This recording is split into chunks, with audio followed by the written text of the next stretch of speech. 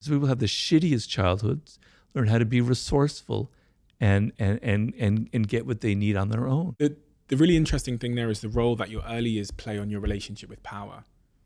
Because when I think about some of the nicest, I don't know if this is just a general stereotype or a narrow observation I've had, but some of the nicest people I've met in terms of, being the opposite of whatever a toxic narcissist is, seem to have really comfortable, loving, secure, safe, early experiences.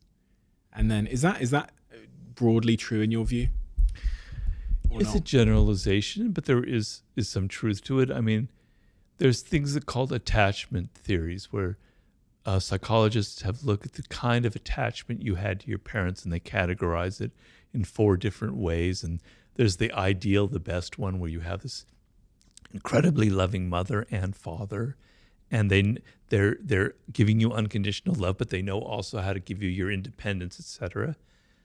It's not terribly common. I don't know what the percentage would be. Then there's levels and levels, and then as you get to the 4th level, it's like the abandonment one, or abusive and abandonment, where you basically leave the child alone. You don't give it any attention, any love, and it's very crippling, right? But the thing is, children are much stronger than we think they are. They're very resilient. They're very resourceful. They're going to find their love. They're going to find a way to compensate for it in some way. And I was doing seduction in some of my other books, and I look at people who were like very charismatic, like a Malcolm X, like a Marilyn Monroe. I could go on and on and on. These are people that came from very, very bad families, right?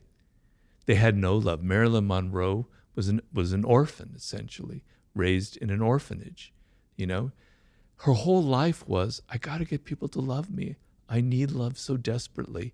And her way of doing it was to literally make love with the camera. Nobody ever done that before. You could sense that she needed it, and it was so powerful that you sensed it, that she drew it to herself. Great charismatic individuals. John F. Kennedy is someone who had a lot of charisma. He came from a very bad childhood, right?